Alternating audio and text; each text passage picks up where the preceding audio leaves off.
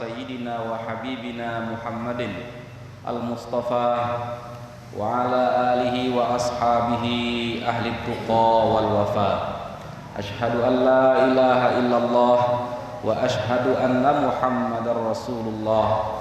Allahumma salli wa sallim wa barik wa zid ala sayyidina wa habibina Muhammadin wa ala alihi wa ashabihi ajma'in. Amma ba'du. Subhanaka la ilma lana illa ma 'allamtana innaka antal alimul hakim. Bapak-bapak, ibu-ibu, al-hadirun wal hadirat jemaah i'tikaf rahimakumullah. Alhamdulillah, pada malam hari ini kita kembali melanjutkan belajar kita tentang usulul fikhi. Salah satu manfaat atau faedah untuk kita orang-orang awam ini, untuk kita orang-orang awam yang ingin meningkatkan tafaqquh pemahamannya kepada agama ini, salah satu faedah mempelajari usul fikih adalah fahmu al-ahkam allati istanbataha al-ulama'u min adillatiha at-tafsiliyah, untuk menghadirkan pemahaman agar kita mengerti tentang hukum-hukum agama yang berkaitan dengan perbuatan kita sehari-hari, di mana hukum-hukum itu digali oleh ulama dari dalil-dalil yang sudah terperinci. Dalil-dalil yang sudah terperinci maksudnya adalah dalil-dalil yang membicarakan hal-hal tersebut secara khusus. Satu ayat Al-Quran tidak bisa menjadi dalil untuk semua perbuatan kita. Ya.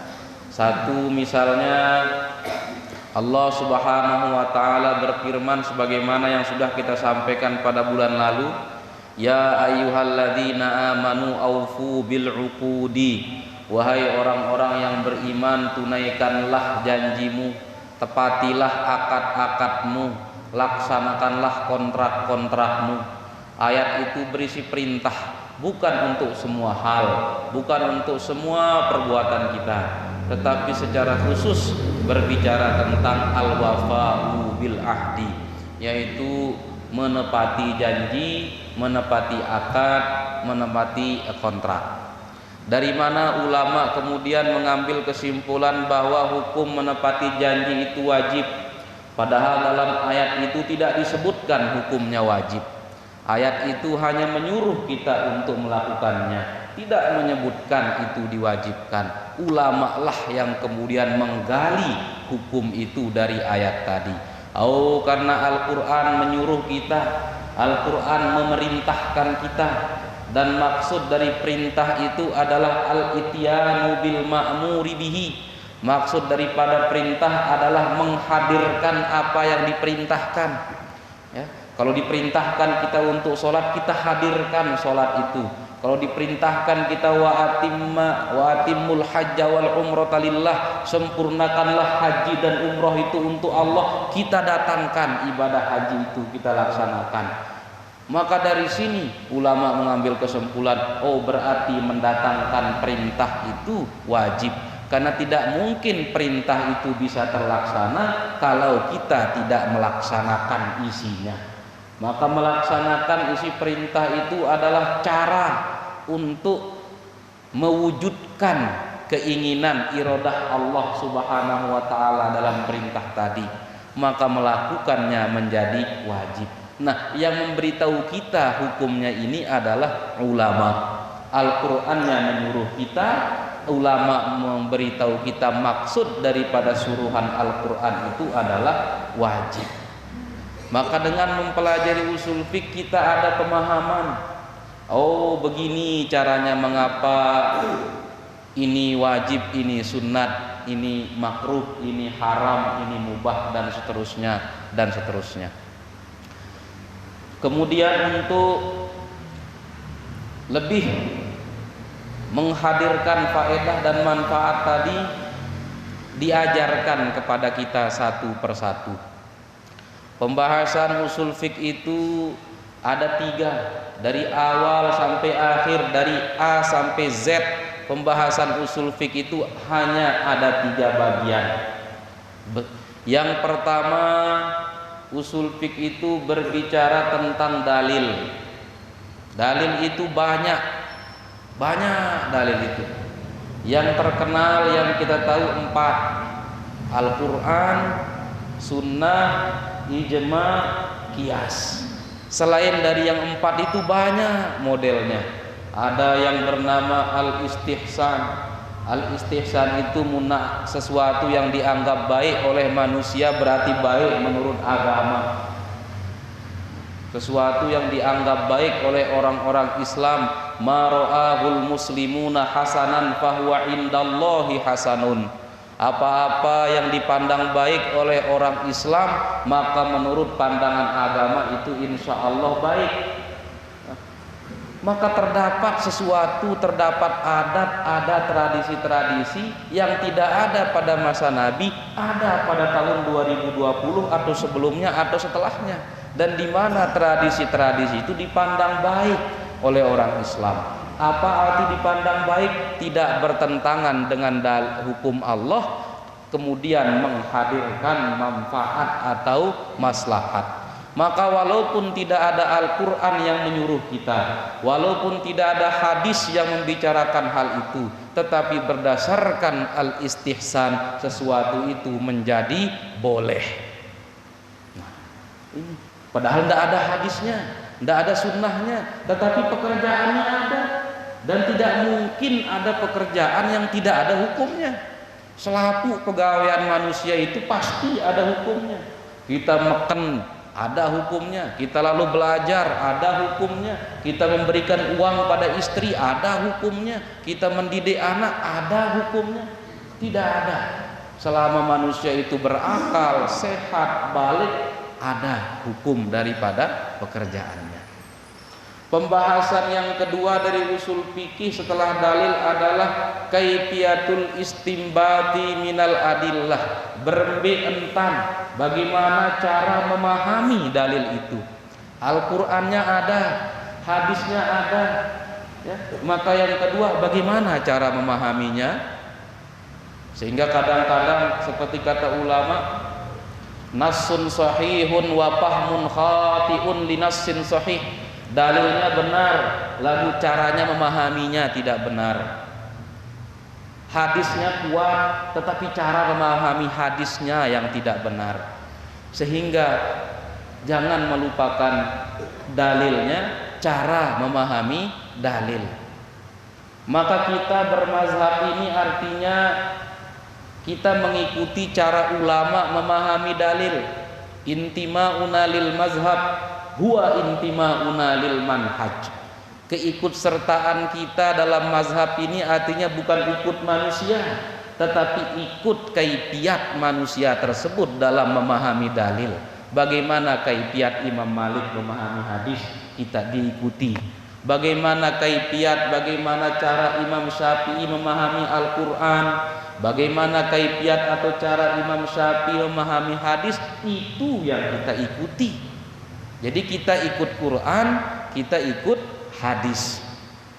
Semua kita memahami. Misalnya, kalau kalian dalam ayat Al-Quran disebutkan fa in tanaza'tum fi amrin farudduhu ilallahi wa rasulihi. Kalau kalian berbeda pendapat tentang suku permasalahan, maka kembalikan pada Al-Quran dan Al-Hadis. Semua kita sepakat dan mengikuti itu. Tidak ada satupun umat Islam yang berbeda tentang itu. Tetapi kemudian pertanyaannya, kaifar rujuk?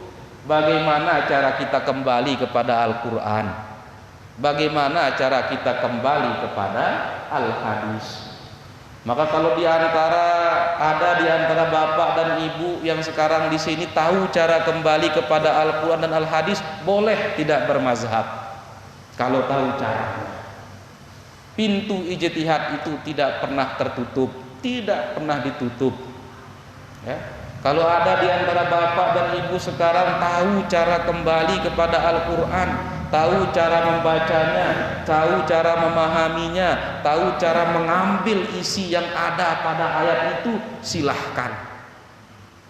Nah, tetapi oleh karena tidak semua tahu caranya, ya, tidak semua tahu caranya, tidak semua bisa memahaminya, maka dihadirkanlah kaedah tentang bagaimana cara memahaminya. Pembahasan usul fiqh yang ketiga adalah setelah dalil, setelah bagaimana memahami dalil. Yang ketiga, siapa yang berhak melakukan itu, dibahas dalam usul fiqh. Apakah semua kita berhak kembali kepada Quran, membacanya sendiri, memahaminya sendiri, mengambil hukumnya sendiri? Ada syarat-syarat yang dibutuhkan. Paling tidak syarat yang pertama adalah ma'rifah, mengetahui mana ayat-ayat dan hadis-hadis yang berbicara tentang hukum. Dalam Al-Quran yang terdiri dari 6.000-an ayat, ada sekitar 500 ayat Al-Quran yang membicarakan tentang hukum, yang lain itu membicarakan tentang akidah dan akhlak. Dari 114 surat dalam Al-Quran, dari 6.000 sekian ayat dalam Al-Quran, ada sekitar 500 ayat, ya, dalam Al-Quran yang membicarakan tentang hukum. Ada sekian ribu hadis yang membicarakan tentang hukum. Maka kalau mau kembali, harus tahu dulu kemana harus kembali. Untuk mengetahui kemana harus kembali, tahu dulu 500 ayat itu, sekian hadis itu. Bahkan ulama yang lebih memudahkan, tidak mensyaratkan menghafalnya, yang penting tahu lokasinya. Sehingga kalau kembali, kalau kita mau tulak tapi tidak tahu kemana harus tulak, kan tidak jadi kita tulak, ya. Dia mau kembali, dia mau pulang, cuman tidak ada tempatnya kembali, kan tidak mungkin dia kembali. Bagaimana mau mudik kalau tempat mudiknya tidak ada, rumahnya tidak ada? Yang kedua, harus memahami bahasa Arab. Mengapa harus memahami bahasa Arab? Ilmu penunjang untuk orang yang mau melakukan memahami Al-Quran, memahami hadis itu, salah satunya adalah ilmu bahasa Arab. Setelah ilmu tauhid, yang kedua adalah ilmu bahasa Arab. Mengapa? Karena Al-Quran itu tidak berbahasa Sasak. Karena Al-Qurannya berbahasa Arab, ya harus tahu bahasa Arab. Nah, bahasa Arab itu bapak dan ibu tahu sudah bagaimana luasnya, bukan sekedar mahaza apa ini, man anta siapa anda, enggak. Jadi 3 hal ini yang dibicarakan dalam usul fiqh. Tentang dalil, apa-apa yang menjadi dalil, ya. Kedua, bagaimana cara menggunakan dalil. Yang ketiga, siapa yang berhak menggunakannya. Maka minggu lalu, bulan yang lalu kita sudah berbicara tentang dalil. Kita sudah berbicara tentang kaifiat, cara, bahwa dalil yang ada dalam Al-Quran itu ada yang berisi perintah, yaitu pesuruh, disuruh kita oleh Al-Quran. Apa arti suruhan dalam Al-Quran? Dalam Al-Quran dan hadis itu ada yang bebalak. Kalau dibalak kita oleh Al-Quran, apa maksudnya? Dia tekanggu gawe atau haram tegawe atau bagaimana? Ya. Maka sekarang pada malam ini, lanjutan dari memahami dalil itu adalah ada dalil-dalil dalam Al-Quran yang bernama Al-Am, ada yang bernama Al-Khas. Yang am itu adalah umum, satu kata, suku bahasa, suku lafaz, tapi isinya banyak di dalamnya.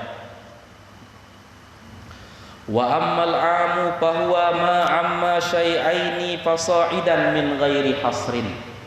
Bahasa Al-Quran yang umum itu maksudnya kandungan atau cakupan makna dari ayat itu tidak satu, tetapi banyak isinya, ya. Contoh misalnya, wa alfazuhu al-maudu'atu lahu arba'atun.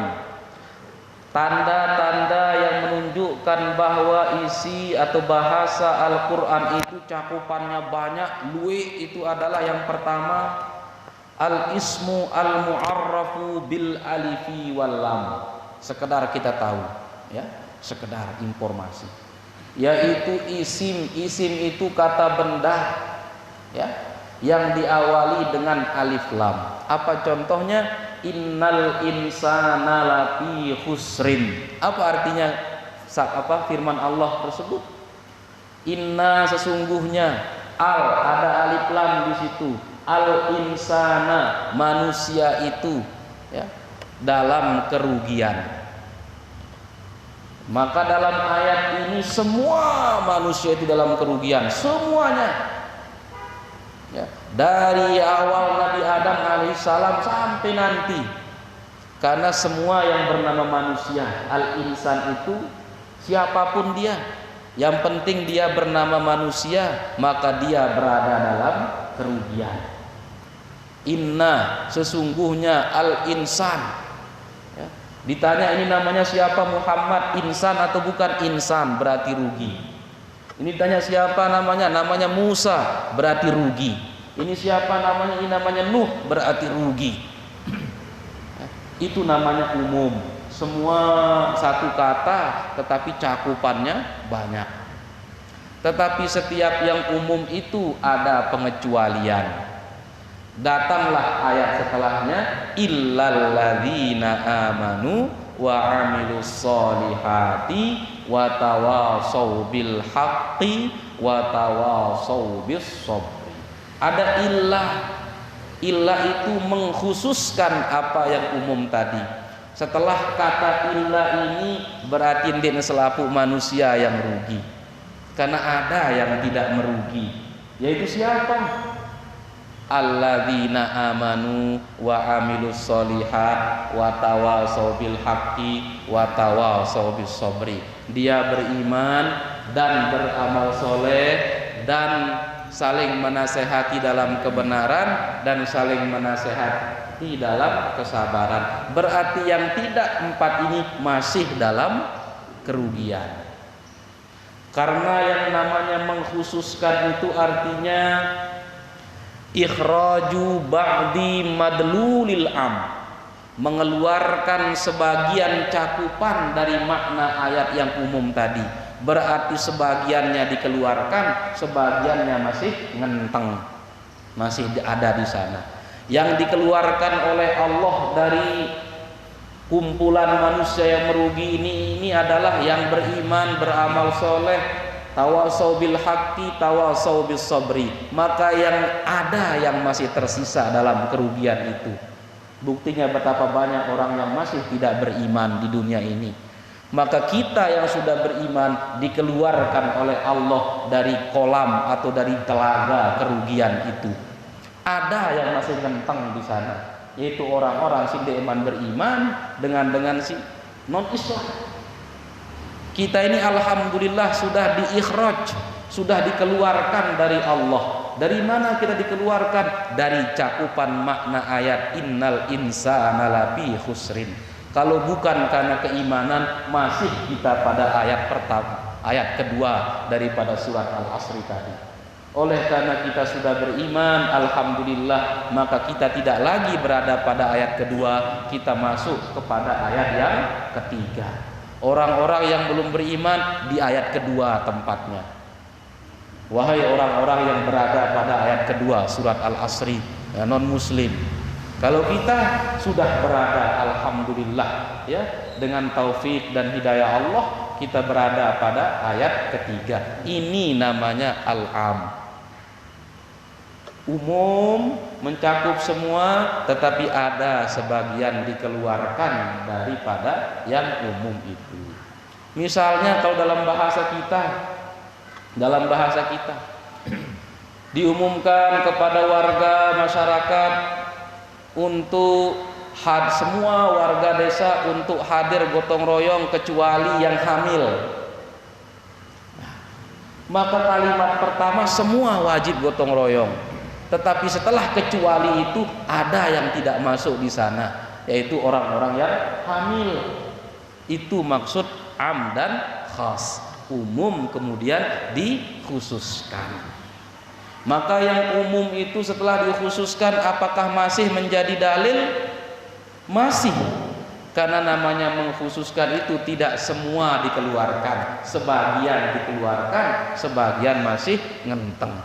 Maka kalau kita ditanya apakah orang-orang yang tidak beriman itu rugi? Rugi. Apa dalilnya? Innal insana lafi khusrin illal ladzina amanu wa amilus solihati. Sesungguhnya manusia dalam kerugian kecuali manusia yang beriman dan beramal soleh. Dia beriman dah, endik, berarti masih rugi. Jadi dua-duanya sudah tetap menjadi dalil. Yang umum itu masih menjadi dalil untuk cakupan maknanya yang tersisa. Al-khas itu menjadi dalil untuk cakupan makna yang dikeluarkan dari dalam. Dalam ayat Al-Quran misalnya, wa ahallallahul bai'a wa harramar riba, dan Allah menghalalkan jual beli dan mengharamkan riba. Apakah semua jual beli dihalalkan oleh Allah? Padahal ayatnya mengatakan semua jual beli dihalalkan oleh Allah. Tidak disebutkan di situ macam-macam jual beli. Allah menyebutnya wa ahallallah, dan Allah menghalalkan al-bai'a, sama seperti al-insan, semua jenis jual beli. Tetapi apakah Allah menghalalkan semua jenis jual beli? Nanti ada Al-Quran, al-hadis yang mengkhususkan maknanya. Jadi ada Al-Quran yang dikhususkan oleh Al-Quran, ada Al-Quran yang dikhususkan maknanya oleh al-hadis. Hadis menjelaskan banyak jual beli yang dilarang. Ya, naha Rasulullah sallallahu alaihi wasallam, Nabi melarang jual beli bai'ul malakih, yaitu jual beli anak ternak si masih dalam perut induknya, karena tidak keruan hidup atau ndik nanti pas dilahirkan, dilarang oleh Nabi. Nabi melarang jual beli dengan lemparan batu, ya, sejauh dia melempar batu itulah tanah yang dijual, tidak keruan, tergantung kekuatan dia melempar. Ya. Nabi melarang banyak jenis jual beli yang dilarang oleh Nabi. Maka larangan Nabi ini mengkhususkan apa yang umum dalam ayat Al-Quran tadi. Oleh karena itu tidak bisa kita mengatakan karena baru menghafal ayat wa ahallallahul bai'a wa harramar riba langsung ketika ada orang yang bertanya bagaimana hukumnya menjual kacang masih dibangket Pak Ustadz? Boleh, karena itu jual beli dan Al-Quran menghalalkan jual beli. Bagaimana hukumnya menjual kedip yang masih terbang di langit? Boleh katanya, karena ada wa ahallallahul bai'a wa harramar riba, Allah menghalalkan jual beli dan mengharamkan riba. Bagaimana hukumnya menjual mobil yang masih di dealer belum kita ambil, masih milik dealer, baru kita mau ngeredit kita sudah jual dia? Boleh katanya, karena wa ahallallahu al bai'a wa harramar riba. Oh, ndak bisa. Lihat dulu, ya, lihat dulu apa namanya, ada yang mengkhususkan tidak ayat itu, ada yang mengkhususkan atau tidak, ada pengecualiannya atau tidak, seperti itu. Ini model-model macam model bahasa Al-Quran. Ada yang bentuknya disuruh, ada yang bentuknya melarang, ya, besuruh, bebala. Ada bentuknya bercerita seperti tadi, sesungguhnya manusia dalam kerugian. Itu kan tidak ada perintah di situ, itu tidak ada larangan, cuman berita manusia rugi. Wa ahallallah menceritakan kepada kita bahwa jual beli itu halal, ya. Nah, bentuk-bentuk bahasa ini banyak sekali, cuman untuk perkenalan. Sumber hukum yang pertama itu Al-Quran, sudah selesailah, kita katakanlah pembahasannya atau perkenalannya, ya. Yang kedua sumber hukum itu adalah as-sunnah, ya, hadis. Memahami as-sunnah itu tergantung siapa yang menyebutnya. Mengapa tergantung siapa yang menyebutnya? Karena kadang-kadang satu kata itu pada ya sama, lagu beda kelompok yang memakainya beda artinya. Karena tiang baru kemarin-kemarin tahu bahasa pancor buah kelor, maka itu kita pakai contoh. Ternyata bahasa pancor buah kelor itu kelentang. Pertama kali tiang ditawarkan makan kelentang bingung. Bagaimana cara makan kelentang yang alat musik itu? Ya. Itulah satu kata bisa dipahami berbeda tergantung siapa yang memahaminya.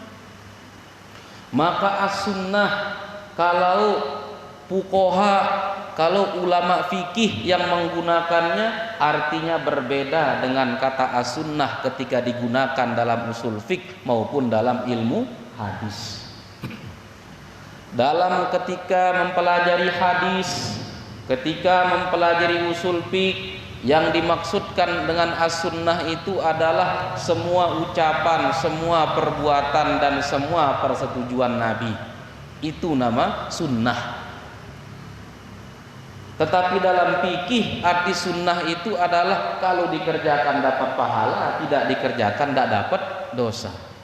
Maka nanti sekarang kita perlu keruankan ketika kita mendengar inilah sunnah Nabi katanya. Betul, berarti itu menurut ilmu hadis atau ilmu usul fiqh. Ya. Tetapi ilmu fikih itu misalnya sholat tahiyatul masjid itu sunnah. Berarti kalau dapat pahala dapat, dikerjakan dapat pahala, tidak dikerjakan tidak dapat dosa. Maka sunnah dalam ilmu fikih bisa apa artinya adalah seperti itu. Kalau dalam ilmu hadis maupun dalam ilmu usul fiqh artinya ucapan, perbuatan dan takrir, ya, persetujuan daripada Rasulullah. Sehingga ucapan Nabi, perbuatan Nabi, takrir Nabi hukumnya bisa menjadi sunnah juga. Ada perbuatan, ada ucapan, ada persetujuan Nabi yang hukumnya menjadi sunnah, yang hukumnya menjadi wajib, yang hukumnya menjadi mubah. Nah, maka kalau kita mendengar makan dengan 3 jari ini sunnah, masyi, thayyib, ya.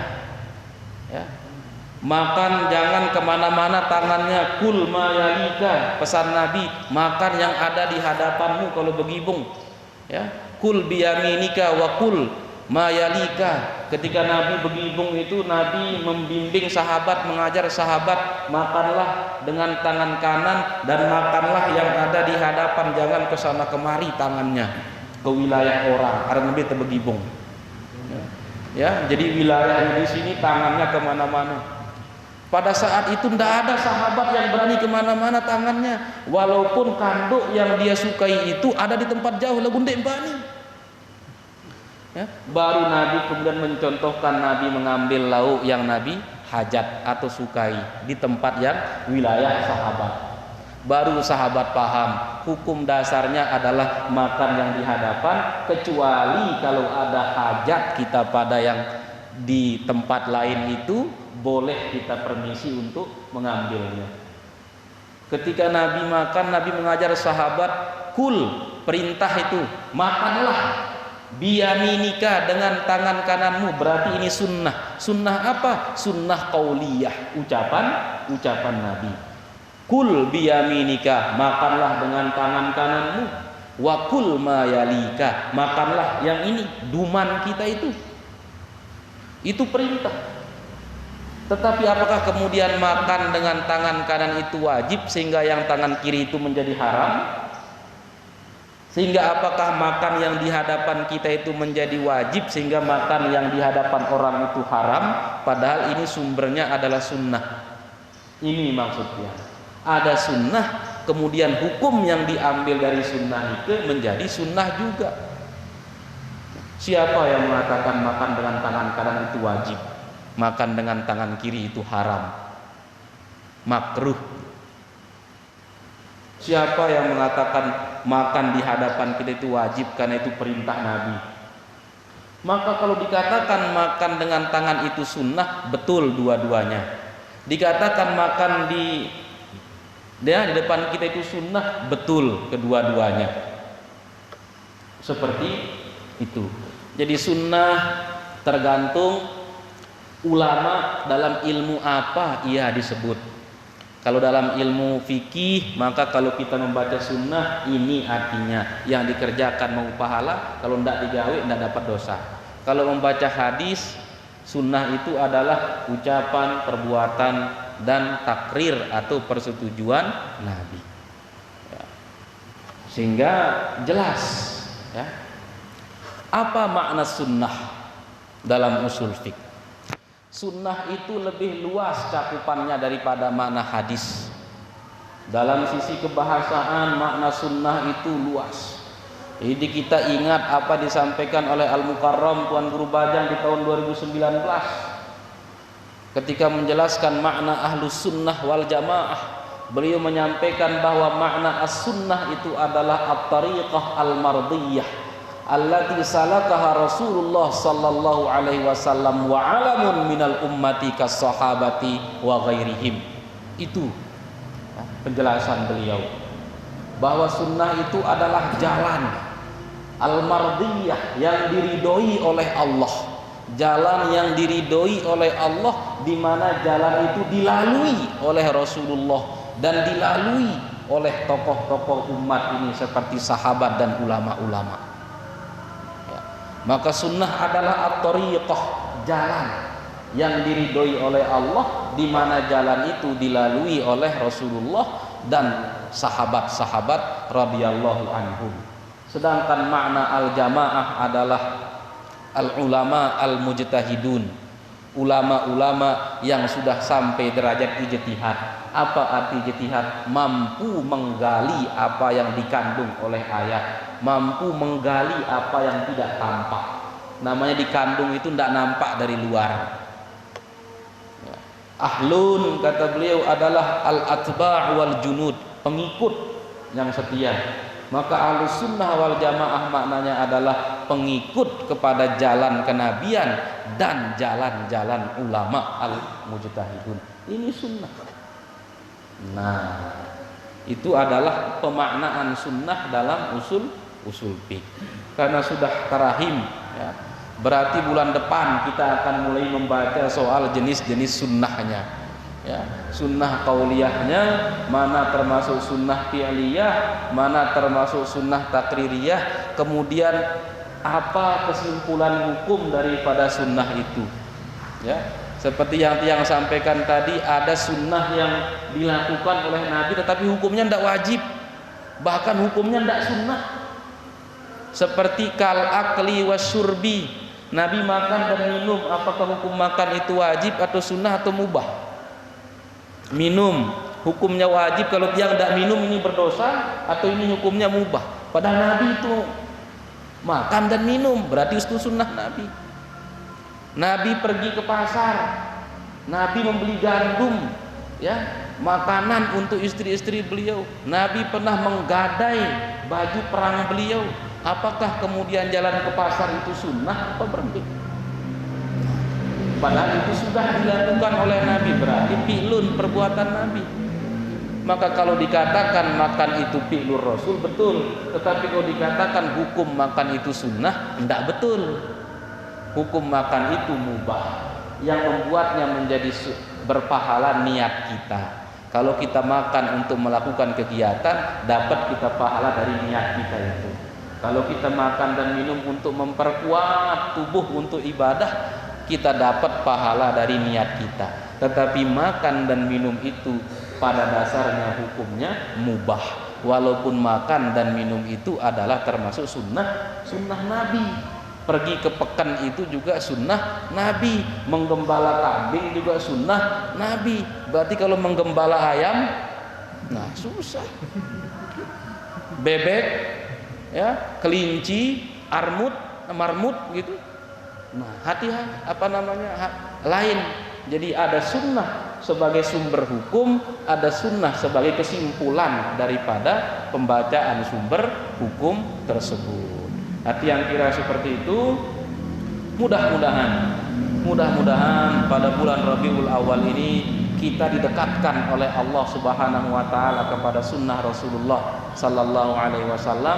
Mudah-mudahan kita dipercikkan oleh Allah di dada kita mahabbatul Mustafa, kecintaan kepada Rasulullah sallallahu alaihi wasallam, sehingga dalam setiap ujian, dalam setiap cobaan, apakah kita akan mengikuti hawa nafsu atau mengikuti agama kita menangkan di atas kemilik kita, agama kita menangkan di atas kehendak nafsu kita, sebagaimana sabda beliau, la yu'minu ahadukum hatta yakuna hawahu taba'an lima ji'tu bihi. Tidak akan sempurna keimanan seseorang di antara kalian sampai hawa nafsunya mengikuti ajaran yang aku bawa. Wallahul muwaffiq wal hadi ila sabilir rasyad. Wassalamu alaikum warahmatullahi wabarakatuh.